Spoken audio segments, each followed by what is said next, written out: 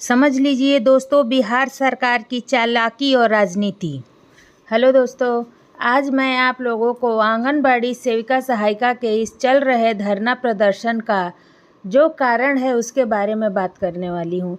आज मैं आप लोगों को बताने वाली हूँ कि हम आंगनबाड़ी सेविका सहायिकाएं जो है धरना पर किन उद्देश्यों को लेकर के बैठ रही हैं और धरना पर जाने का हम लोगों का कारण क्या है और इसका जिम्मेदार कौन है।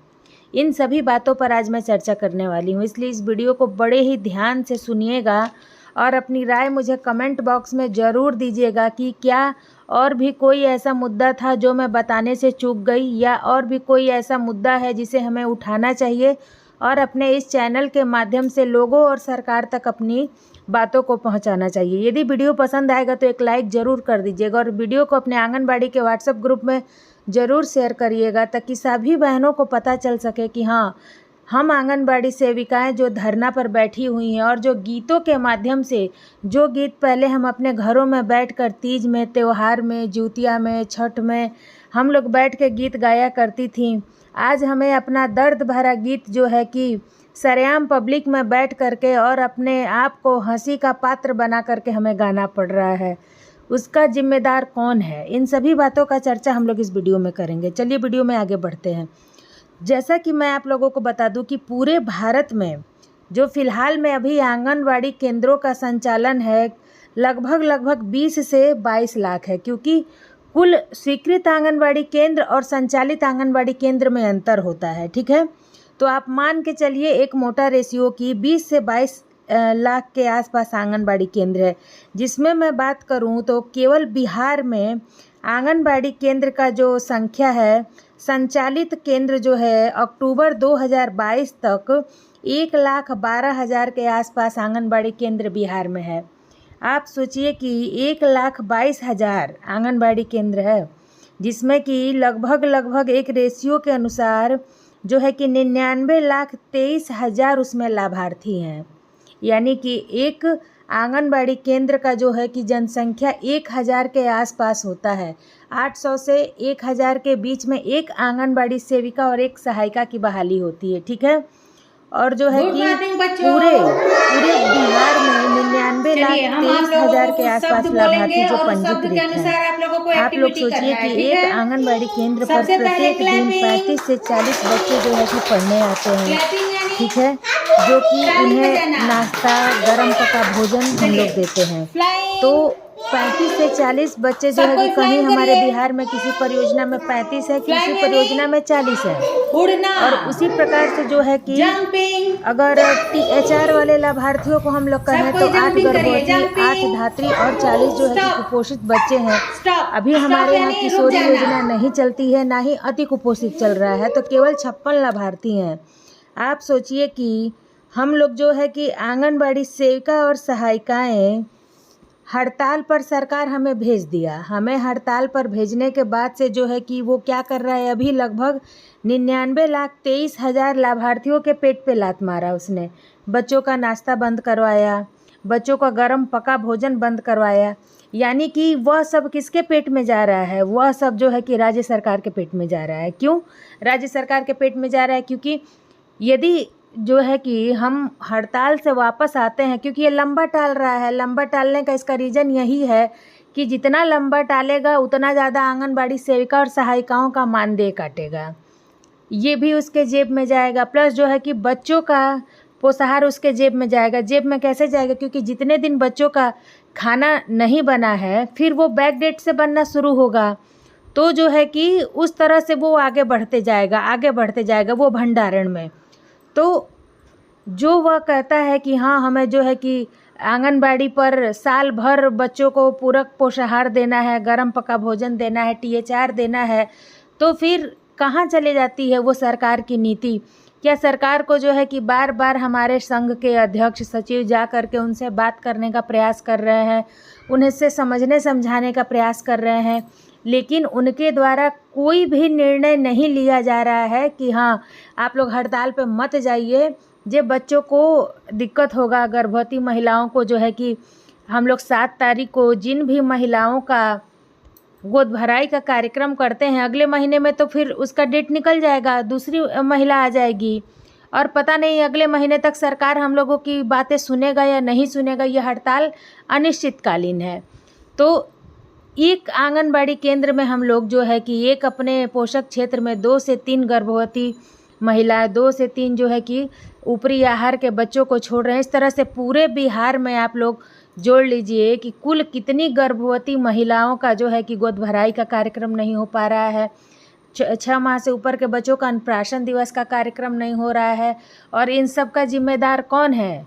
केवल और केवल बिहार सरकार है। यह जानबूझ करके ऐसी रणनीति कर रहा है, यह जानबूझ की ऐसी, ताकि ये जो भी पैसा बच रहा है डायरेक्ट उसके खाता में जाए, डायरेक्ट जो है कि उसका बैंक बैलेंस बढ़े, क्योंकि दोबारा तो वो पैसा देने वाला है नहीं, क्योंकि सूखा राशन तो वो वितरण करवाने का आदेश ही नहीं करेगा कि आप लोगों ने जो है कि इतने दिन हड़ताल में थे, हम लोगों का तो सैलरी कभी देता ही नहीं है। और साथ ही साथ जो है कि बच्चों का भी हक मार जाता है। यदि उसे ज़रा सा भी चिंता रहता कि ये छोटे छोटे बच्चे जो हैं कि पढ़ाई लिखाई उनका बंद हो गया, वो घरों पे बैठ गए हैं। प्रत्येक दिन आंगनबाड़ी के जो बच्चे हैं मेरे घर पे आते हैं और अपनी भाषा में बोलते हैं, मैडम जी आज स्कूलवा खुली, मैडम जी आज पढ़ाई हुई।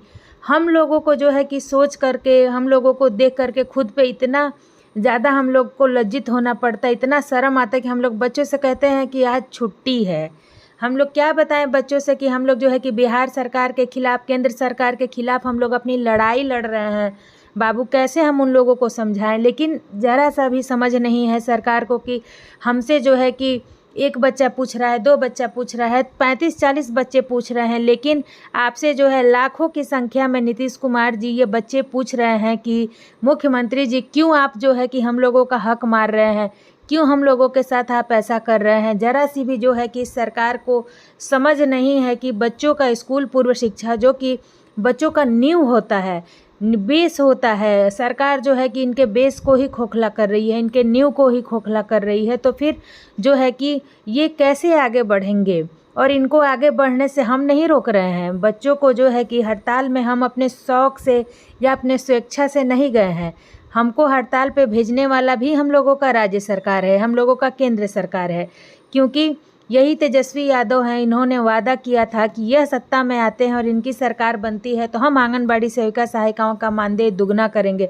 जिस आश्वासन पे हम लोग इतने दिनों से इंतज़ार करते करते कि हाँ अब करेंगे अब करेंगे, और जब हम लोगों ने वार्ता किया तो डायरेक्ट मुकुड़ जा रहे हैं। उनका अब कहना है कि अरे अभी तो हम उप मुख्यमंत्री हैं, मुख्यमंत्री बनेंगे तब। सोचिए कि क्या हमें नहीं पता है उप मुख्यमंत्री और मुख्यमंत्री में कितना का अंतर होता है और क्या अंतर होता है। जब आप लोगों का महागठबंधन है, आप लोग जो है कि एक दूसरे के साथ काम कर रहे हैं, एक दूसरे के लिए काम कर रहे हैं और आप हमारे लिए काम कर रहे हैं, आप अपने बिहार वासियों के लिए काम कर रहे हैं, तो फिर क्यों इस तरह का जो है हम आंगनबाड़ी सेविका सहायिका बहनों के साथ सौतेला व्यवहार? आप लोगों ने जो है कि टोला सेवक का मानदेय बढ़ाया, आप लोगों ने जीविका दीदी का मानदेय बढ़ाया, आप लोगों ने सभी कर्मियों का, ICDS के भी सभी कर्मियों का मानदेय बढ़ाया, तो फिर हम आंगनबाड़ी सेविका सहायिकाओं के साथ ऐसा सौतेला व्यवहार क्यों? क्योंकि हम लोग ज़्यादा के संख्या में हैं, आपकी महिला पर्यवेक्षिका कम है, आपके टोला सेवक कम हैं, जिस वजह से जो है कि आप लोगों ने उनका मानदेय बढ़ा दिया। आप लोगों ने अपना वोट बैंक बना लिया कि हाँ जो है कि हम लोगों ने दलितों का उद्धार किया, हम लोगों ने जो है समाज कल्याण विभाग के कर्मियों का वेतन बढ़ाया। लिस्ट में तो नाम आ गया कि समाज कल्याण कर्मियों का।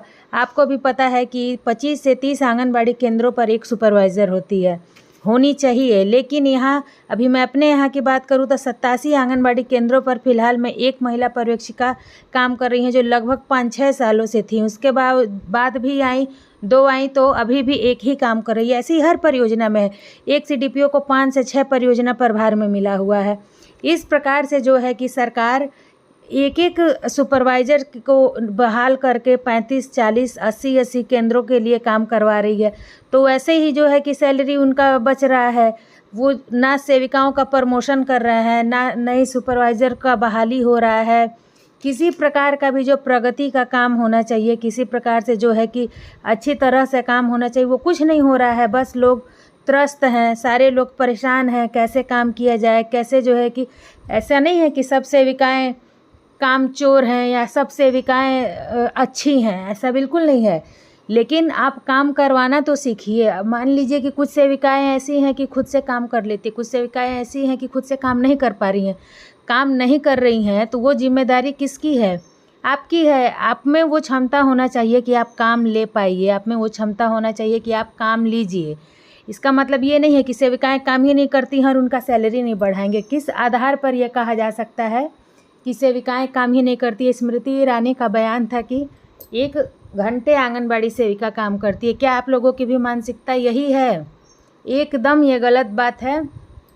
हम जानते हैं कि हम अपने आंगनबाड़ी केंद्रों पर 40 बच्चों के साथ जिस तरह से हमें जो है कि 4 घंटा का कहा जाता है, आधा घंटा पहले आना, आधा घंटा बाद में जाना, टोटल 5 घंटा तो यही हो गया। उसके बाद से गृह भ्रमण हो गया और भी जो है कि टीकाकरण के दिन 4-4 बजे तक बैठना पड़ता है। एल्बेंडाजोल टेबलेट हो गया, पोलियो में भी ड्यूटी दिया जाता है।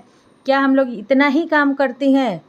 जितना हमसे काम लिया जा रहा है, कम से कम उस काम के एवज में आप हमें वेतन तो दीजिए। हम काम करने से कहाँ भाग रही हैं?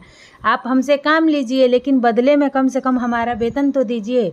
यदि आप लोगों को मेरे द्वारा साझा की गई यह जानकारी पसंद आई तो वीडियो को लाइक ज़रूर करें, चैनल को सब्सक्राइब करें और अपने इस वीडियो को व्हाट्सएप ग्रुप में ज़रूर शेयर करिए। और ऐसी ही प्यारी प्यारी नॉलेजेबल वीडियो मैं आप लोगों के लिए लेकर आती रहूँगी। मैं फिर मिलती हूँ आप लोगों से नेक्स्ट वीडियो में। तब तक के लिए नमस्ते।